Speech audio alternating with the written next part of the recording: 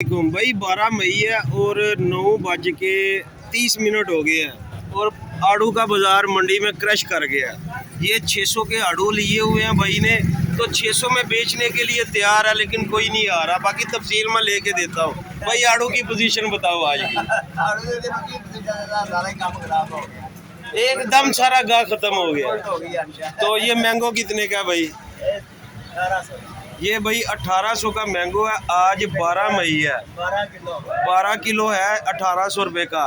वीर तेरे को कितने का आया वाला? ये 2000 का है। ये उससे बेहतर लग रहा है। ये थोड़ा साइज छोटा है, ये साइज मोटा है। तो भाई ये जो है ना भाई आजम, ये आपको सही डिटेल देगा। भाई आड़ू की आज क्या पोजीशन रही है?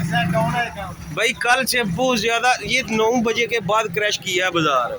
9 बजे के बाद इसके पास भी माल काफ़ी पड़ा हुआ है, नहीं तो ये फारग हो जाता था। ये 520 के आड़ू है, 520 में बेचना चाह रहा है कि पैसे कवर कर लो।